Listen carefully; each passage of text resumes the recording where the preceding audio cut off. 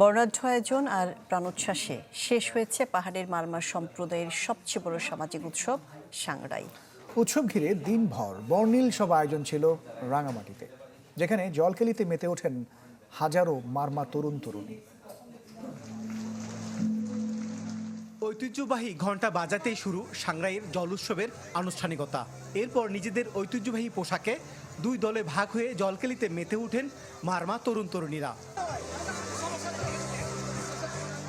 পাহাড়ে বৈশাখীর অন্যতম আকর্ষণ এই জলকেলি। বলা হয় পুরনো বছরের সব দুঃখ গ্লানি ধুয়ে মুছে অন্তর আত্মাকে পরিশুদ্ধ করার অন্যতম মাধ্যম এই মৈত্রী পানি বর্ষণ। তাই এই উৎসবকে ঘিরে মঙ্গলবার প্রাণের মেলা বসে রাঙামাটির চিংহলামং মারি স্টেডিয়ামে।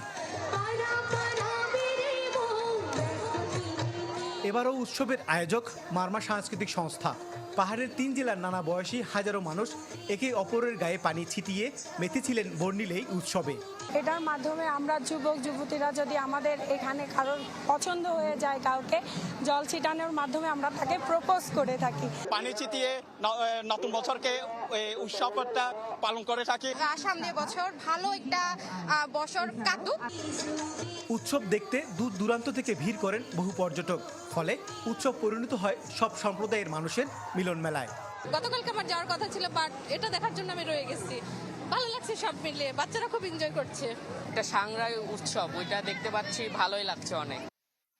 উৎসবে যোগ দেন বিশিষ্টজনেরাও। তাদের আশা এমন আয়োজন পাহাড়ে বাড়াবে সম্প্রীতির বন্ধন।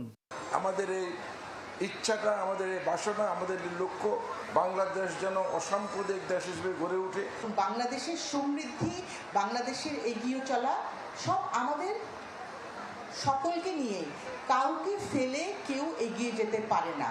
যে জল উৎসব, এটার মধ্য দিয়ে বাংলাদেশের সকল জাতি গোষ্ঠীর কাছে একটা মেসেজ দিয়েছে যে আমরা এখানে শান্তিপূর্ণ সহাবস্থান চাই।